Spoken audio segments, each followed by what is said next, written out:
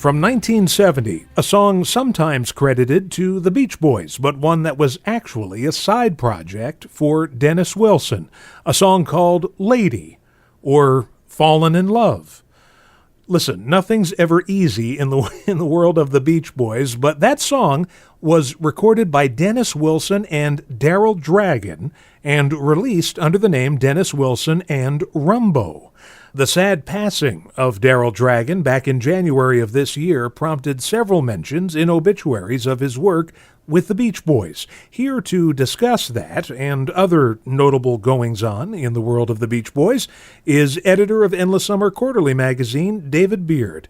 David, welcome back to the show. As always, thanks for having me on. I always enjoy it. Well, we always enjoy having you on, and I think for the casual music fan who might have picked up the latest issue of Endless Summer Quarterly magazine, it could come as a surprise just how deeply involved Daryl Dragon was with the Beach Boys. Yes, and if anyone's not immediately familiar with the name Daryl Dragon, he's captain of Captain and Tennille. Right. That's how the general public knows of him. And you have to remember on the Captain and Tennille show, for those who never saw it, it was a variety show similar to Sonny and Cher or Flip Wilson, and they would have guests on. But Daryl didn't do a whole lot of talking. He was a fairly introverted, quiet guy when it came to the cameras on him. So Tony had to kind of mostly carry the load for the show. It didn't last long. Right. But he was really versatile, well-trained, and he was initially in a group called the Dragons with his two brothers, Doug and Dennis Dragon. And in fact, it's a really fascinating story. We kind of start there because Ed Carter, who went on to be the Beach Boys band's bass player for, I want to say from mid-'60s into the '90s. Yeah. And Ed Carter actually wrote a song called Elephant Stomp. So he joined the Dragons, and Daryl wrote a song called The Troll. Both of these songs were instrumentals, but they ended up being pressed on a single on Capitol Records because, well, they were good musicians for one thing, but the Dragons' father, Carmen Dragon, was a very successful arranger and conductor in big band music and had a lot of albums out and was very successful. And I think he was one of the founders of the Hollywood Bowl as well. I'm pretty sure that's accurate. Carmen Dragon was their father. Uniquely and unfortunately, Carmen Dragon was like Murray Wilson. He was very abusive to his kids, right?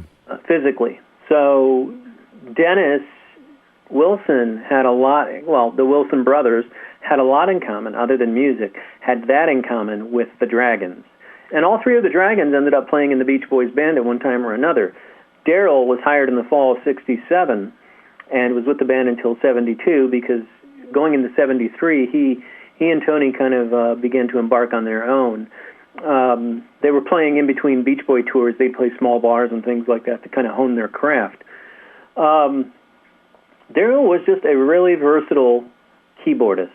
His understanding of music was really immense. The Beach Boys began using him in the studio, first on the 2020 album, then on the songs they worked on for what initially was called Add Some Music and then became Sunflower, and then Dennis Wilson solo material, which is really rare, Sound of Free and Lady, and then he worked close with Al on Don't Go Near the Water. I mean, it's all kind of covered in the new summer edition of Endless Summer Quarterly. And the neat thing, I think the best thing that was so perfect for this new issue was I had done an interview with Daryl back in 2002. So he's in the interviews, and I interviewed Tony Tennille.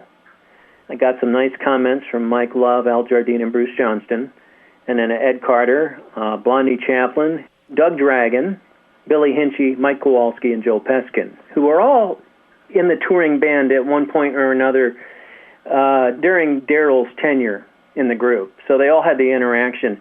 And it's really cool because Tony, and I'm sure most people don't know this, is Tony Tennille was actually in the touring Beach Boys for a very brief time while Billy Hinchy went off to complete his collegiate life. Right. So Billy left the touring band, and they needed someone who could play keyboards like Billy. And so that Tony could sing so well was kind of an added bonus. In fact, Al Jardine told me that the guys all kind of connected with Tony more than they did with Daryl when she came in, because she was a vocalist. And she was probably more outgoing and yeah. And he says, he wasn't a singer, he was a player. But man, he shaped.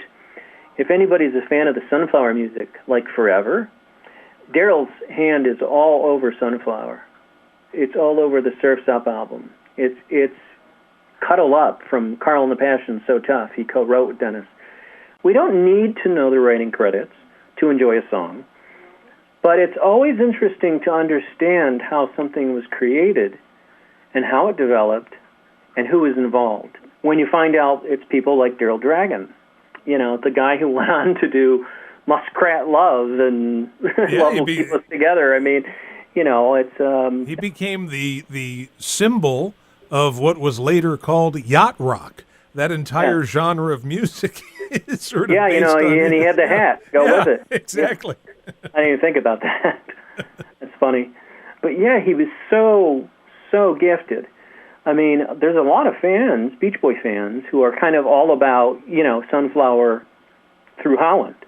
And there's some great music there. There's some fascinating music there. It's just it wasn't top 10, so most people don't know it, but it's great music. And that's when Daryl Dragon was really allowed to spread his wings musically. Because the Beach Boys, the producer of any particular album is the one who's got the final say. So I just love that the Beach Boys as a whole were really into allowing their band members back from 69 through the Holland album to allow the band members to be a part of what they were doing. Like I was talking to Blondie Chaplin, and I said, the Carl and the Passions album, to me, is called Carl and the Passions because it was more than just the Beach Boys. It was Daryl, it was Blondie, it was Ricky Fattar. And Blondie said, that's interesting that you're saying that, because it's true. The Beach Boys with All This Is That, from 1972's Carl and the Passions, So Tough. We'll have more with editor of Endless Summer Quarterly magazine, David Beard, right after this charming retromercial. We're talking with David Beard, editor of Endless Summer Quarterly magazine, and we just heard the flip side of the song we played earlier. We heard Lady in the beginning of the hour, and now we just heard Sound of Free. Both of these songs credited not to the Beach Boys, but to Dennis Wilson and Rumbo. In other words, Dennis Wilson and Daryl Dragon. And David, how do we get from Dennis Wilson and Daryl Dragon to Dennis Wilson and Rumbo? What an alias. Yeah, that was the name of his recording studio. And what was Rumbo? Was it Dumbo's father? Oh, is that what it came from? Something like that. And Daryl says in the interview that he and Dennis, as I pointed out, had the commonality of having abusive fathers, and so they related to one another. There was a musical relation that was born out of that, and Daryl was able to dial into Dennis, and where Daryl's collaboration really worked with Dennis was he would be the note taker, because Dennis didn't take notes. Dennis would sit down at the piano and just play, and he just would have an idea, and if he could remember the idea, the next time he sat down at the piano, he could play that same thing. He never took notes because he didn't know how to translate what he was playing to paper. That's where Daryl came in. And so Daryl would write everything down. He'd sit next to him at the piano, and he'd write everything down, and they would develop the song. Dennis was very serious about forming a band with Daryl. Very serious. So that's kind of that Dennis Wilson Sound of Free Lady Rumbo disc. And then Daryl kind of backed away, because by this time Tony was in his life.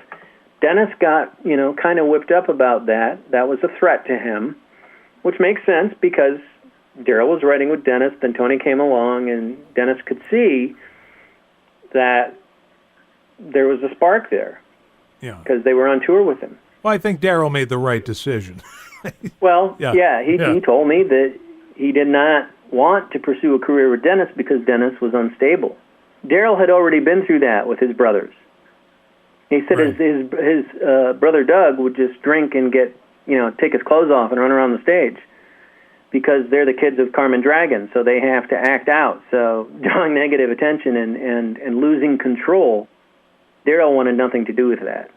He saw that in Dennis. He didn't see a guy who was ready to form his own group to go out and then create and then follow it up with a tour and then make a living doing that. He saw that in Tony, and they went on to become Captain and Tennille. And now for something completely different. 1, 2, 3, 4. That was Mike Love covering The Ramones, his version of Rockaway Beach, and it's from his brand new solo album.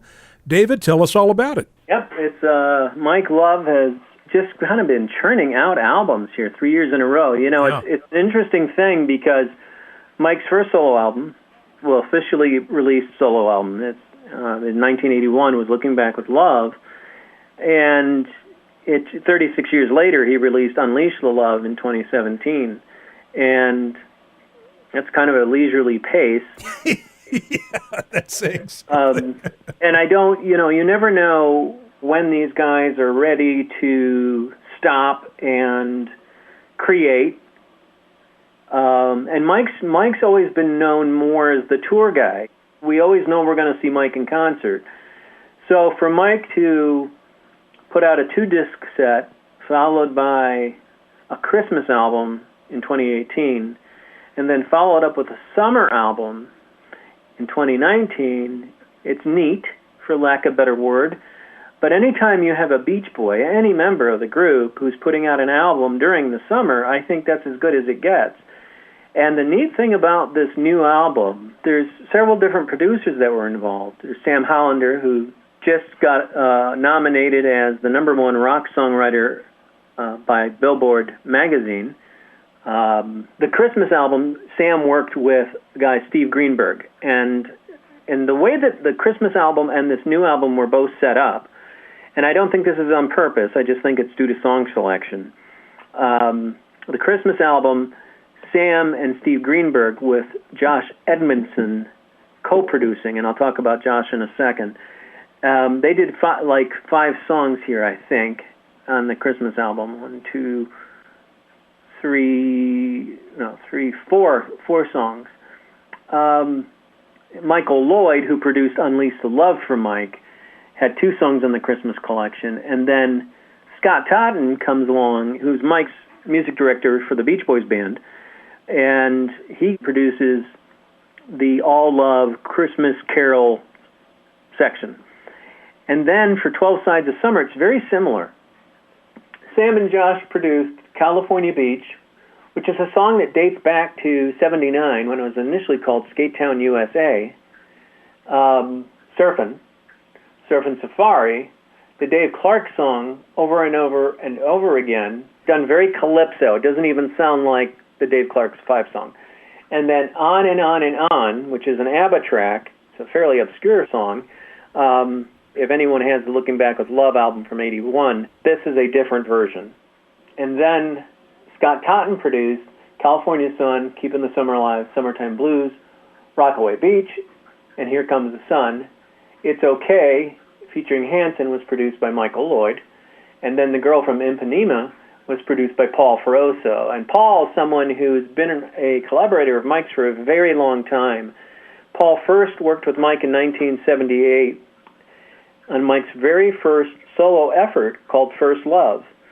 And there's a really interesting backstory, and I've interviewed Paul, and it's really, there's so much history there that I didn't want to just cover Mike's new album in the new edition. I wanted, because I thought to myself, where else can I really read from the collaborator and the producer of Mike's solo album about that work, and there's nowhere. Right. It just doesn't exist. I talked to the engineer Tom Gordon, who was, and this is what's really neat. Paul then worked again with Mike in the mid-'90s on an album called World Peace, which I never even learned of that until I spoke to Paul. This is the first I've ever heard about it. We're going to be getting into that, too, and explaining what that was about. It's nice that there's a, like true with the Christmas album, also true, even truer with this new collection, is it all flows very well, and you don't hear a different production. You know, who knows what will come next, but I feel like 12 Sides of Summer is like the perfect thing from a Beach Boy. And it could be Al Jardine we're talking about, could be Brian Wilson. Heck, even if Bruce released a summer album, it's what we connect directly with the Beach Boys and their name and their style of music. Now, not all these songs on this new album are, in quotes, summer songs. But 12 Sides of Summer is an album it's perfect. And I mean this in the absolute best way. It's perfect patio music, and it's perfect cruising music. I mean, I've been driving with it, volume cranked up in the car, and I'm just like, this is exactly what I want to listen to when I'm driving. And, there's a lot of albums that are like that, but this is a really pleasurable listening experience, and it's really surprising. The arrangements to the songs are not like Here Comes the Sun is different. It's the same words, it's the same song, but it's a different arrangement. It's arranged, and Scott Totten, by the way, plays all the instruments on Here Comes the Sun, and it's amazing. It's you almost feel like you're sitting there on the hill with Mike watching the sun come up. It's really beautiful. So I think we're listening to an emerging. I mean, Sam Hollander and Josh Edmondson are already well-established guys. Michael Lloyd, obviously, with all the acts he worked with in the 70s. He produced I'm Having the Time of My Life with Bill Medley and Jennifer Warnes. But Mike's using Scott Totten on half the Christmas album and now half of these covers. And Scott Totten, in my opinion, is an emerging producer. He's evolving. I wouldn't be surprised if next year Scott's doing more. We really have to be grateful, and that's the real word here. I'm grateful that the Beach Boys are still touring, and that applies to all of them. I mean, I think it's so wonderful that guys who are in their mid-70s are still going out there and performing for kids who may be 15 years old. I love that the music is still reaching so many people. And I think Mike's new album, 12 Sides of Summer, should go right up there with the rest of the Beach Boys records. It's full of summertime fun. It's timeless music. And Mike, if someone asked me and pressed me and said, how old do you think Mike sounds on the new album? I mean, because he's 78. Right. If I had to put an age, without knowing anything about Mike, not knowing his age, if you just said, how old does this singer sound? I'd probably say 55. That's remarkable. That's remarkable. Yeah. So and it's true with Al Jardine too. And Brian, he sounds a little older, I guess. You might think 65. Yeah. But you don't think upper 70s. Yeah, you don't think guys pushing 80. No, exactly. Yeah. Right. It's just, and you think 2 years from 80, and I mean, I'm the boundlessness of it is just that alone. That's that factor. Well, it's just remarkable to have a late splurge, yes, of creativity. That the guy putting out music like this is amazing, and it's welcome. Right. This is just good time summer music, and it speaks for itself. It doesn't need me to cheerlead it. Right. Because it's really good. That was California Sun from Mike Love's brand new album, 12 Sides of Summer. We've been chatting with David Beard, editor of Endless Summer Quarterly Magazine. David, where would people go to get the latest issue or find out what's happening? Well, they head over to esquarterly.com. So it's esquarterly.com. And we post some news stories and things like that from time to time based on what's going on And it's a great way for me to be able to keep fans up to date on stuff in between the quarterly publication. So it's esquarterly.com, and you can find us on Facebook by just typing Endless Summer Quarterly. Look for the little surfer in the middle of the logo. You know, we've been talking this hour about people who've helped the Beach Boys over the years. We talked about Daryl Dragon. We talked about the producers working with Mike on his new album. We talked about Scott Totten. And we just got, fairly recently, the terrible, tragic news that Nick Walusko, is that how you pronounce his name? Walusko. I always refer to him as Nicky Wonder. That was his stage name. Guitarist for the Wondermints and also Brian Wilson's band. He very suddenly, very surprisingly passed away on Wednesday, and I wanted you to talk a little bit about Nick and his contribution to Brian Wilson's shows and albums. Well, there's a couple of things I'd like to say about Nick. First, he was a sweetheart. He's just a super nice guy, really knew music in general. I mean, you could talk to him about any music at all, and he could probably play it, not just right. Be aware of it, but play it as well. He was he was a true steward of Brian's music. He really genuinely loved it. He and Darian Sahanaja, with whom he formed the band the Wondermints, they were both just kind of smile, nuts, Brian Wilson nuts when they, started.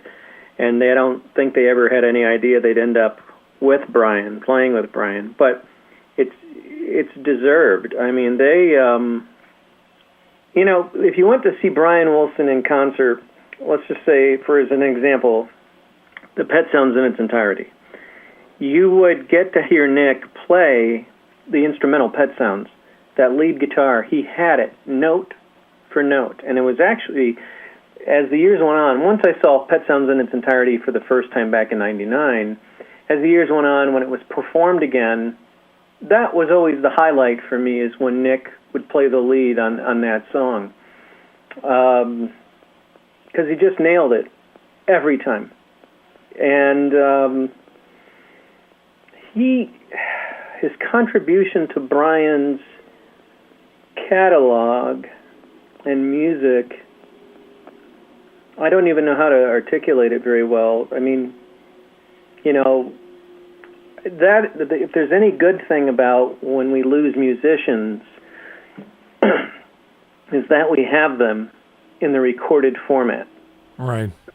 So that Nick is on Wondermint albums, Nick is on, Brian's albums, and he's the one who says, "You're under arrest," on this Brian Wilson Presents Smile album. He's just a great guy. I think of him, when I heard the news, the first word that came to mind to me was aficionado. He was a guitar aficionado.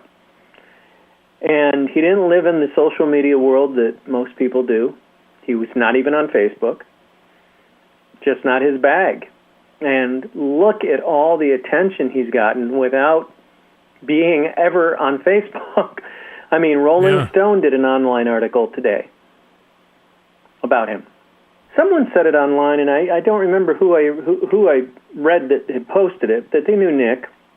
Something to the effect like he was like a modern day, if there had been a Wrecking Crew today, he would have been one of those guys.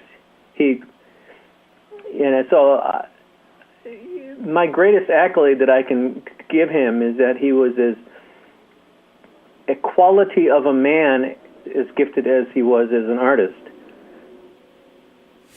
What we're going to do is we're going to go out with that Pet Sounds instrumental from the Brian Wilson Pet Sounds live album, and we'll send this out in memory of Nick, and obviously our thoughts go to his family who are experiencing this terrible sudden loss. And David, thanks again for coming on and sharing all this information with us. We really appreciate it. Always a pleasure. Now we come to the point in the show where we have another